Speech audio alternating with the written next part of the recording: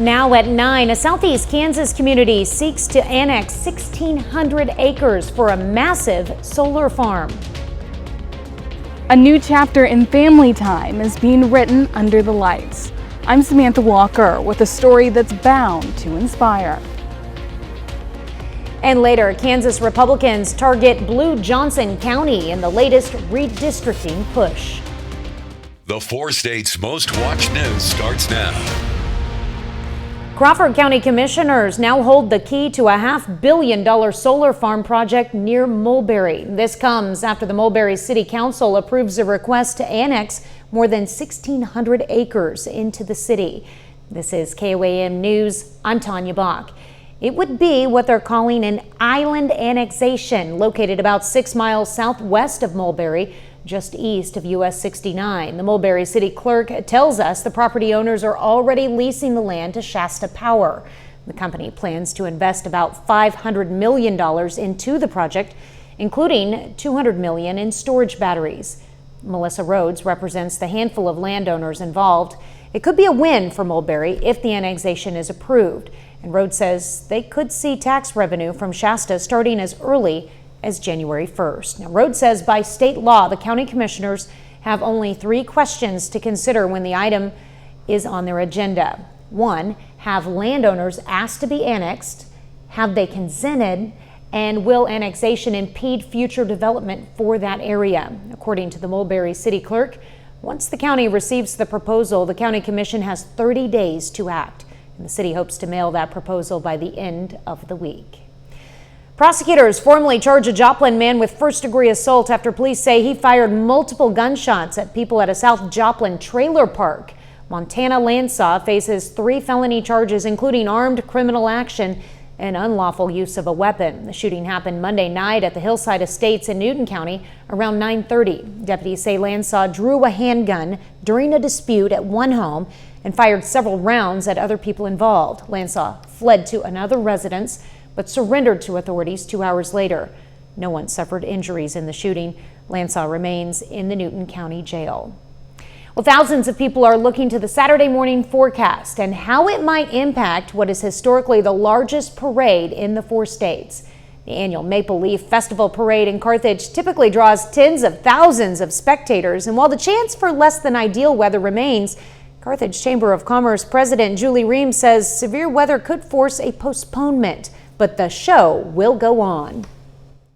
The parade will go on, rain, shine, sleet, or snow, so I will plan on being in correspondence with all meteorologists in determining the safety, because we want not only our participants in the parade safe, but all of our spectators as well.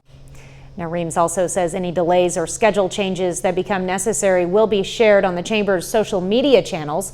The 59th annual Maple Leaf Parade rolls out this Saturday at 9 a.m. Well, Chief Meteorologist Doug Heddy joins us now with a first look at weather. Well, it definitely turned out to be another warm day for us today. We've seen so many days in October well into the 80s. We're going to do it again. However, we have thunderstorm chances in the forecast, which is great to see. All right, starting lower 60s on your Thursday. Let me take you into the afternoon, about 83 for an afternoon high. Mid and upper level clouds increase tomorrow night into Friday morning. Make it a random shower Friday. 99% of the day is going to be dry, but here's what we want to watch. By the evening, hopefully behind high school football, thunderstorms erupt and drive east. Some of these storms could be strong to low grade severe. What that means to you or for you is we could get some winds gusting 50 to 60 and quarter size hail. Also need to watch Saturday morning. We're going to break all this down for you here in just a bit. All right, thanks, Doug. Nevada, Missouri crews install new storm sirens to boost severe weather protection across the city. The upgraded sirens expand coverage and improve warning capabilities. And crews plan to complete all 7 installations by the end of the week. And residents will hear multiple siren tests during the installation. Well, a new interactive mural brings color and community spirit to downtown Parsons. The city unveiled the mural on one of Parsons' oldest downtown buildings, with a movie projected on part of it. The project marks the final major renovation in the city's downtown district and celebrates Parsons' history from its locomotive roots to the Parsons Drive-In. Always looking to celebrate our past by looking forward to the future. So what better way than to create an outdoor activity where people can bring their lawn chairs and sit and watch a movie, get some popcorn, but relive the days of the Parsons Drive-In. So that was kind of, how do you tell the story of Parsons? The locomotive history that's behind me, the drive-in that's replicated here. Funding came from a combination of city and state grants, local partnerships, and tourism funds. Well, tonight on the Columbus High School football field, you won't see a game underway. Instead, you'll see families coming together to share stories. KOAM's Samantha Walker has more on the novel idea of reading under the lights.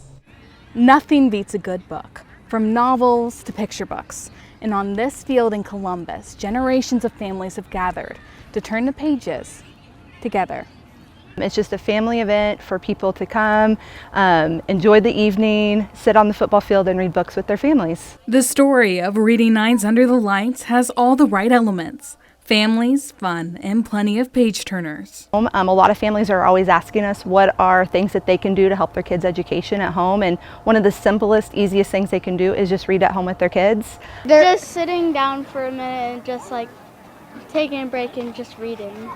Get smarter than just looking into a TV. And also that's how I think culture works. The Cherokee County Parents as Teachers and Chick-fil-A Leader Academy are giving each family a new book, so that way even after the event they can continue reading together. And I think that's really cool because I like to learn with books. They have interesting facts. Yes. Because with every new page is a new memory together. Because my parents are always too busy at night, so I kind of have to read to myself, so it's really special to me to read with my mom and my brother. And students take away the lesson that reading is fun! Reporting in Columbus, Samantha Walker, KOAM News. The end. Well, Reading Night Under the Lights has become an annual tradition in Columbus, and this was the third year for the event. Well, coming up, how do you draw fair voting districts? The Supreme Court tackles this question. A pivotal case before the Supreme Court on the role of race in our elections. I'm Connor Hansen in New York. I'll have the details coming up. But up first, a Florida teen paralyzed in a car crash now competes on her high school swim team. How her story proves determination conquers all. A Florida teen is proving physical limitations do not define your dreams. 14-year-old Elizabeth Matthews was paralyzed from the chest down in a car crash when she was just 5 years old. But now she's making waves on her high school swim team. Fox's Mark Wilson shows us how water therapy became her pathway to freedom. 14-year-old Elizabeth Matthews has been through more than most teens. A wrong-way car crash left her paralyzed from the chest down at the age of 5. I was doing physical therapy at the time, and my therapist thought it would be a good idea to start me in water therapy, kind of just to help me get used to the new normal that I guess. That's when a new skill turned into a passion. I could tell how free I felt in the water, where I felt like I wasn't in a wheelchair. Now, the freshman at Gibbs High School in St. Pete is competing against other kids her age in the pool. Something her coach finds inspiring. It's not about physical ability, it's just about how much you're willing to work and, put the effort in. And Elizabeth's willing to do all the work and put all the effort in. He tailored her practices to her and her abilities. I had to do a lot of research, a lot of trial and error, a lot of learning on the fly. But Elizabeth's been a good sport about the whole time. And it came with success. She, dropped 7 seconds in a 50 freestyle, which she did a couple weeks ago at a meet. She says that's her biggest goal in the water, shaving off time, but doing it her way. My goal is to get faster. Faster is the #1 goal that I have because, like I said, I can't use my legs like everybody else can. And while the wheelchair has shaped her life, I get more tired because I don't have my legs to propel me for the speed. She's still just a normal teenager, not letting what life threw at her define her. I want to prove to myself and everybody else that I can do this, even though I am in a wheelchair.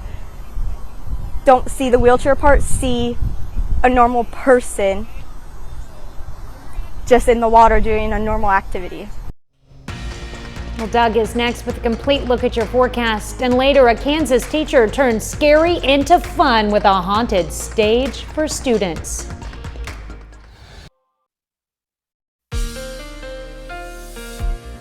Well, it definitely turned out to be a great Wednesday. Very warm Wednesday once again. Mostly sunny skies across the region. Not much going on. Quiet night for us tonight, but we have weather action coming over the next several days. So let's go ahead and break it all down for you. As we go through the rest of the night, nice and calm, lower 60s. Very similar to what we've had over the past couple days. By noon, upper 70s to near 80. Once we get into the afternoon, carbon copy, about 83. Some mid and upper level clouds. Southerly wind increases just a bit. More clouds, thin clouds, but more clouds increase Thursday night into Friday morning. There is a little bit of moisture that shoots through on Friday. We could see one quick little shower, but most of the day is going to be dry, about 84 or 85 degrees. Now we're getting into high school football time. We are going to be tracking thunderstorms. I think this is going to be right after football games, fingers crossed, starting to develop I-35 and Plow East. So here's about midnight. Some of these storms could be strong to low grade severe. That means winds gusting 50 to 60 or quarter size hail, but I think most of them will try to behave, which is great news. But periods of showers and thunderstorms loud Friday night into Saturday morning. Of course, Saturday morning we have maple leaf, so we got to watch the timing of when these storms are going to get out of here. We're looking at about 7 o'clock in the morning. I think this batch should be out mid-morning, but we're going to watch for a little redevelopment in our southeastern counties once we get into the afternoon. Severe threat mainly east of us, but still something we want to keep our eyes on. Then check this out. We drop into the upper 40s Sunday morning behind our cold front. During the afternoon, fantastic day. High temps right around 70 degrees. Let's go into Monday. Southerly winds return, so right back up near 80, and then rain chances return as we get into Tuesday of next week. So at least we got numerous chances for rain over the next 10 days. 60 to start, 78 by noon, 83 on your Thursday. Force day, Friday night, high school football. Not bad, a little warm, but 78 at kickoff. Isolated showers, 72 by the fourth quarter, 80 on Saturday. But look at Sunday, high temp, 71 degrees, which is fantastic. Reason we are warm? That guy. Big dome of high pressure, and it will start to break down with this next storm system rolling through. So here's our wave. Friday night into Saturday. Look, we get on the backside, cooler weather. Here comes a ridge again early next week, meaning warming up. Here comes another storm system. So we get into that roller coaster ride of temperatures over about the next 10 days. 83 tomorrow, 84 Friday, 80 Saturday. 71 on Sunday, and then a good stretch of 70s through a good chunk of next week. All right, well, to get ready to celebrate Halloween, a teacher in Parsons, Kansas has a spooky stage set up for students to experience. The stage is filled with animatronics, complete with witches, ghouls, and more. Cool. Well, coming up next, a crash course in food reality. As part of Food for America Day, Carl Junction 3rd graders get a hands-on lesson in agriculture. I'm Kenny Foreman, and I'll give you an inside look coming up. Sign up. An organization known for its agricultural skills looks to plant the seeds for the next generation of farmers. As KOAM's Kenny Foreman shows us, Carl Junction FFA sets the table on some Food for America Day for some young students. Carl Junction FFA President Miles Massey will tell you sometimes the classroom just isn't enough. You'll get facts, you'll get numbers, you'll get everything but a hands-on experience. A hands-on experience will allow you to actually see into the agricultural industry and how it actually affects everything.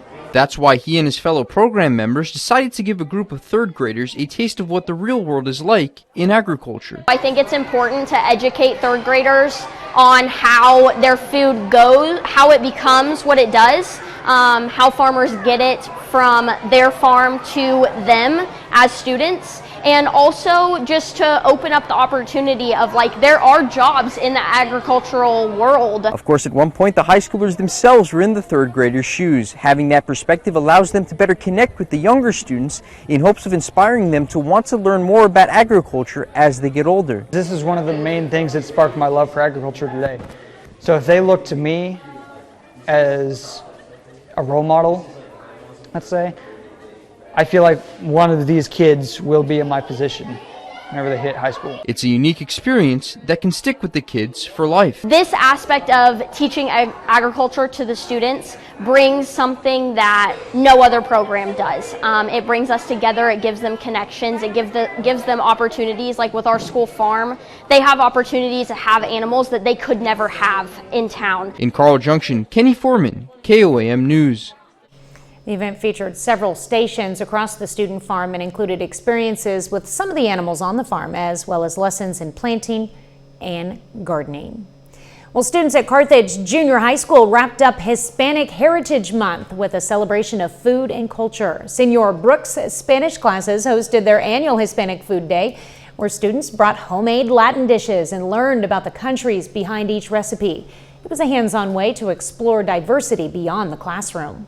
To do with, I teach them Spanish, but I also teach them the culture with it. So I want them to know, all the common misconceptions, maybe some stereotypes there that they are not used to, and then I try to let them and just understand and get to know the real authentic Hispanic culture, and that's what my lesson is usually. The people that maybe don't know us very well, but just give them a little insight to it. A lot of people like our food, and so this is a way, the avenue that we have to teach them a little bit about our culture.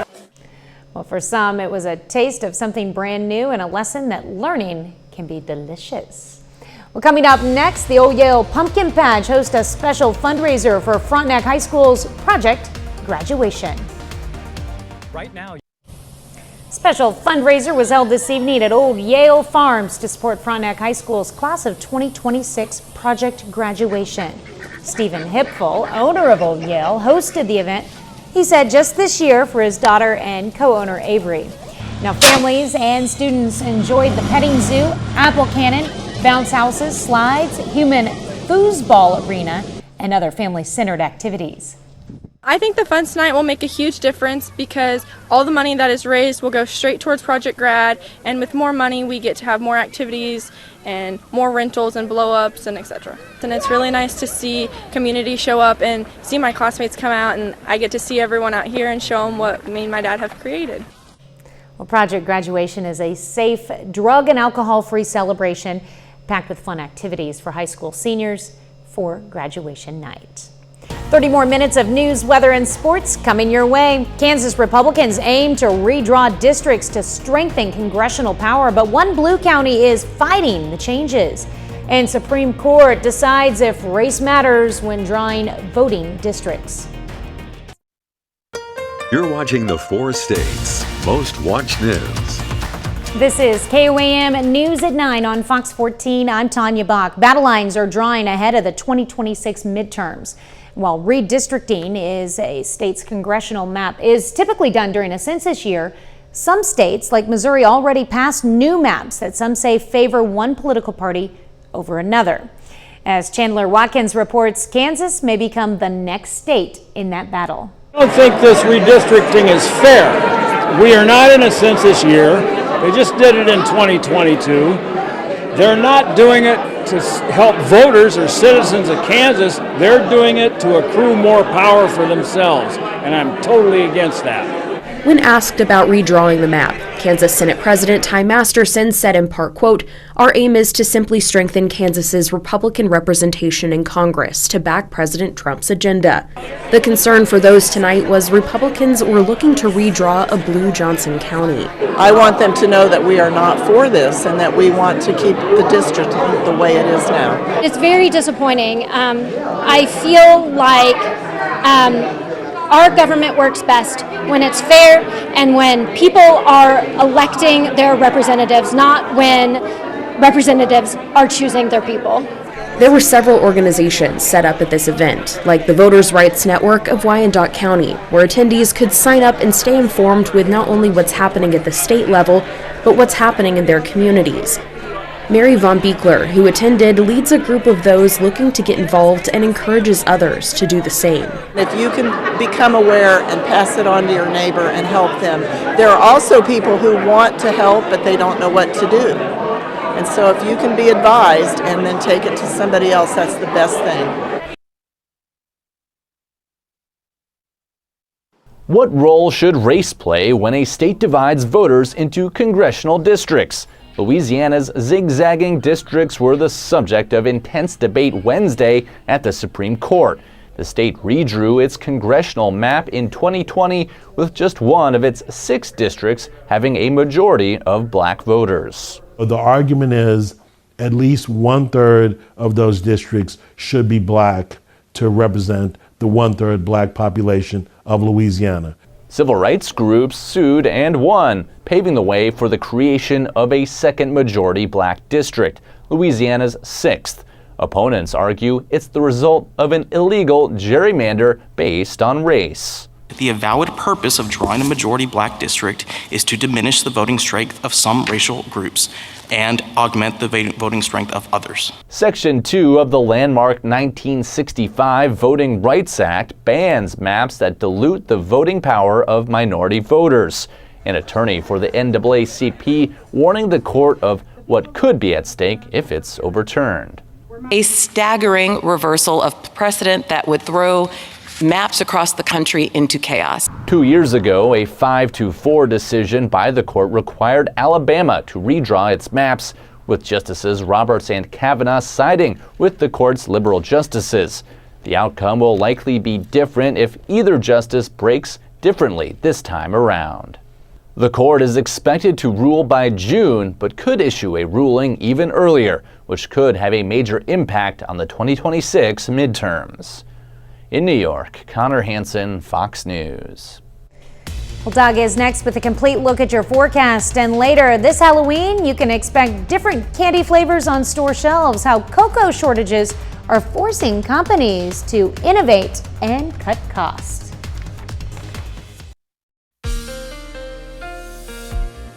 Well, it definitely turned out to be a great Wednesday. Very warm Wednesday once again.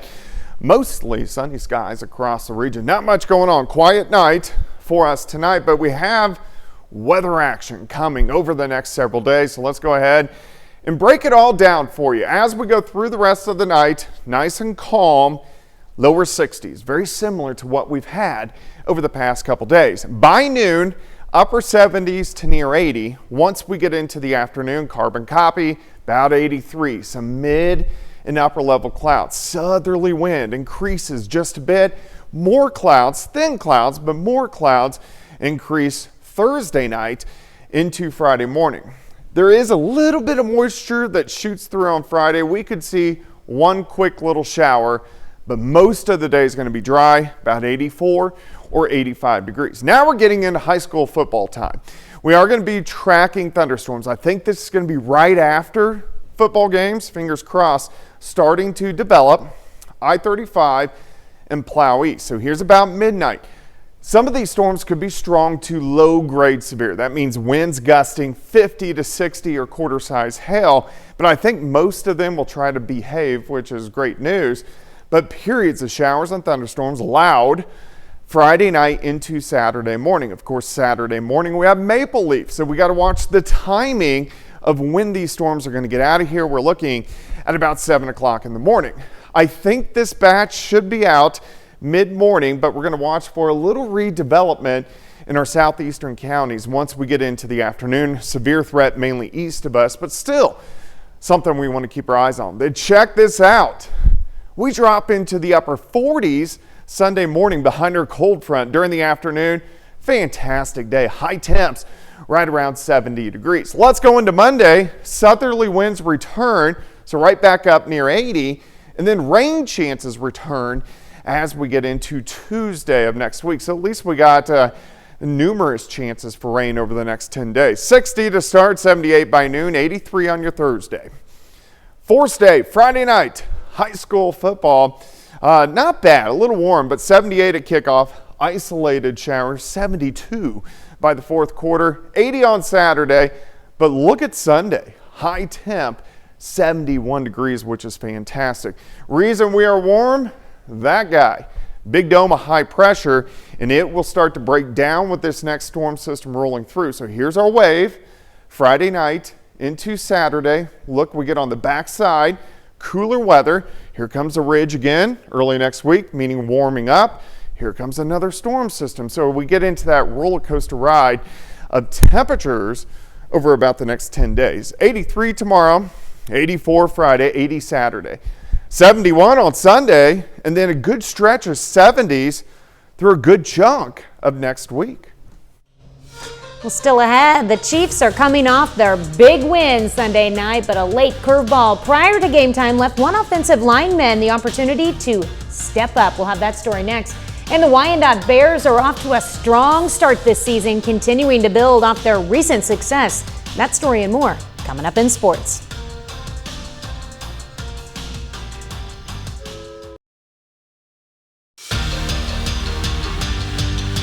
The Webb City Cardinals have had a strong fall campaign, finishing the regular season with a 23-9 record. On Wednesday, the Cardinals opened their district tournament against Ruskin. Webb City looking to punch their ticket to the semifinals. Bottom of the first, Cardinals leading 6-0 and looking for more. Elizabeth Rooms drives one to the gap in left center field, clearing the bases with a 3-run triple to make it 9-0. Let's go to the next batter. It's Alexandra Areola Maturino. She'll fly one out to right field, and it will fall. Rooms jogs in from third to score to make it 10 runs in the opening frame. Bottom of the second, Carson Cahoon. She'll hit a screamer into left field. That'll get to the wall. 2 more runs come in to score. Webb City advances with a dominant win over Ruskin, 20-0 the final. The Wyandotte Bears are off to an undefeated start through 6 games this season. But this success has been years in the making with an experienced team and head coach that has bought in to creating a winning program. The last 3 years have been about development for Wyandotte Bears football. After hiring Doug Buckmaster, a coach that has spent years in the 4 states area, the Bears have created a winning culture. Coach Buck came into this program, we weren't as good. We were a 1-2-8 team.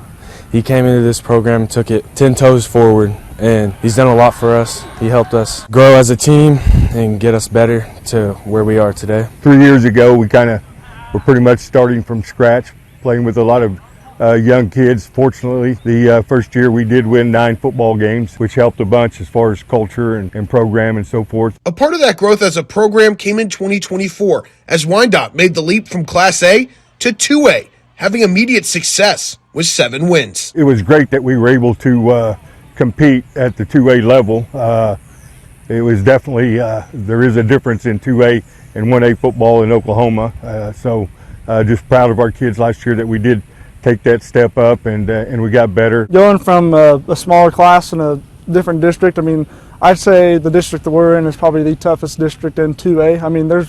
There's good teams all around the state, but there's multiple top 10 teams in our district. This season, the Bears are off to a perfect 6-0 start, and that theme of development is felt throughout the team, with those freshmen and sophomores from a couple of years ago now being the upperclassmen leaders. Attribute all this to the kids. They're the ones who play. We coach them, and they've got to go play. And, we just seem to be getting better each week, and that's what we kind of hoped for and expected.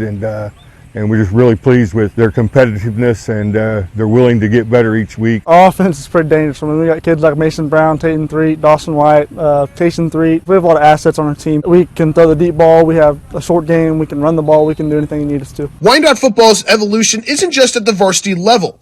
Since Buckmaster, a Quapaw native, made his return to the Northeast Oklahoma area, the growth has come from the top down, reaching the youth football level. It's been exciting moving along in this process this quickly. They look forward to playing JV football games on Monday nights, and again, that's something that we did not have here, and so that has been a vast improvement with our entire football team. Even down at the youth level, there's a lot of kids, there's a lot of good athletes. If you ever go watch those kids on Saturdays, they play really well for how little they are, and even up at the high school level, the development, in the last 3 years has been incredible. The Bears return to the gridiron on Thursday, hitting the road to battle Salina, with sights set on becoming 7-0. The Kansas City Chiefs are riding high after their big win on Sunday Night Football and the return of Rashee Rice coming this week. In Casey's victory over the Detroit Lions, one piece on the offensive line stepped up when the team needed him most. Prior to kickoff, the Chiefs lost standout starting left tackle Josh Simmons, who is back home in California attending to a personal family matter. This left free agent signee Jalen Moore to start in place of Simmons, and Moore answered the call, allowing only 3 pressures against All-Pro edge rusher Aiden Hutchinson, despite spending the night in the hospital as he and his wife welcomed their 3rd child to the world. Just had a baby too, which is a great thing. So last night or early this morning, however you want to put it, but he stepped in. Josh was gone for personal reasons, so for him to step in was a nice thing, and I thought he did a nice job. And tribute to Andy for rolling those guys during the week and getting that part done. I have all the faith in the world in Jalen. I mean, he came here to do what he did today. I mean, go out there and go up against one of the premier pass rushers in the league and handle his own. And so that speaks to his professionalism, getting better and better through work throughout the week and being prepared to play at any moment. And he went out there and showcased the type of player that he is. After another strong offensive showing from the Chiefs on Sunday, Patrick Mahomes has been named the AFC Offensive Player of the Week for the 2nd time in the last 3 weeks. Against the Lions, Mahomes completed 22 of 30 passes for 257 yards and 3 touchdowns, while adding 32 more yards and a score on the ground. Mahomes received his first weekly honors of the year after Kansas City's big win over Baltimore back in Week 4, and he currently leads the NFL with 15 total touchdowns this season. The Chiefs are the only local professional team to receive some honors on Wednesday, as 3 Royals and 2 Cardinals were named finalists for Gold Gloves after defensive seasons. Highlighting the list is star shortstop Bobby Witt Jr. for the Royals, who is seeking his 2nd straight Gold Glove after winning the prestigious award last season. To Witt's right at the hot corner, Maikel Garcia is a finalist for the first time in his career after posting career highs at the plate this season and leading All-American League 3rd baseman in defensive runs saved. The final Royals nominee is center fielder Kyle Isbell, who, like Garcia, is looking for his first career Gold Glove.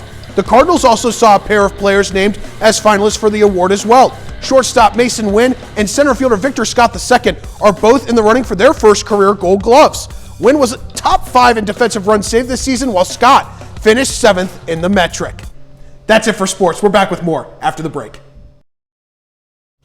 West Africa accounts for about 70% of the world's cocoa production, but extreme weather in the region combined with tariffs and rising production costs has forced companies to get creative to keep prices reasonable. Fox's Meredith Gorman digs in. Candy shoppers may notice some changes this Halloween season. Familiar brands rolling out new spins on classic chocolate favorites. Oh my god, you weren't kidding though. No. It's real. Yes. Yeah, no. New takes on classic candies like pink lemonade Kit Kats, marshmallow Butterfingers, and peanut butter and jelly M&Ms are popping up on store shelves. The fun flavors aren't just for novelty. With prices soaring due to a global supply and demand deficit, candy makers are using less cocoa and getting creative with new mixes of flavors and textures to keep prices in check. You can see that in some kinds of chocolate bars where there's a bit of a shrinkage in the size and the price hasn't changed, so the price might even go up. There's a little bit of that, but what you see more in innovation nowadays is a brand that owns multiple different types of brands selling a tablet bar with those different other brands included in the tablet bar. At Economy Candy in downtown Manhattan, owner Mitchell Cohen says they felt the price hikes, but with more than 2,500 kinds of sweets on the shelves, they're just trying to ride it out and keep prices fair for customers. Now it's an additional layer of increased cost, but you know what, we're sticking it out. We're hoping, because you never know what's going to happen in the next quarter, in the next month. Who knows? And while rising costs are tough for sellers, shoppers don't seem to mind the shift. Many say the new flavors are catching their eye and adding some extra fun to the candy aisle this Halloween. I feel like they're always interesting, but I feel like I'm also always let down by them. I would buy it, like, just to try it, and if I liked it, then I don't know if I would get it again, but I don't know, I'd just try it. Even if it's not always the most appetizing flavor combination. I think a pink lemonade Kit Kat is probably the worst thing that I would ever put in my mouth. Eddie Murphy's famous friends share stories in a new Netflix documentary. Your first look coming up next in Hollywood Nation. A legendary performer takes center stage in a new documentary, and a demonic clown returns for more terror. Fox's Anna Yiolopoulos has those stories and more in today's Hollywood Nation. It's date night, buddy. What's up? Wahlberg's Wild Getaway, a new look at Pennywise's origins, and Murphy shares his life story in the Hollywood Nation. Eddie Murphy takes center stage in the Netflix documentary Being Eddie. The streaming giant released first look images and announced November 12th as the premiere date for the film. It celebrates the legendary performer's nearly 50-year career, featuring interviews with famous friends and collaborators reflecting on Murphy's lasting influence on comedy and film. Bill Skarsgård is back to terrify audiences in It, Welcome to Derry. A new trailer for the prequel series offers a fresh look at Skarsgård's return as the demonic clown Pennywise. Set in Stephen King's It universe, the show explores the origins of Derry's evil. Pennywise returns to terrorize on HBO Max October 26th. Yeah, well, a lot has happened. Elizabeth Olsen faces a tough decision in the new trailer for Eternity. The romantic fantasy drama follows Olsen as a newly deceased woman who has 1 week in the afterlife to choose where to spend eternity, between her late husband and the first love who died young. The film opens in theaters November 26th. You said. Mark Wahlberg takes his family on a high-stakes European getaway in the trailer for The Family Plan 2. He reprises his role as Dan, with Michelle Monaghan returning as his wife. The sequel follows the couple's family vacation, which takes a wild turn when Dan's past catches up to him, forcing them into a series of bank heists, holiday hijinks, and high-speed chases. The action-packed adventure kicks off November 21st on Apple TV+. Anna Yiolopoulos, Fox News. And that's our time for tonight. Thank you for joining us. We're going to leave you with video of animals at the Oakland Zoo gorging on gourds. Have a great night and an even better tomorrow.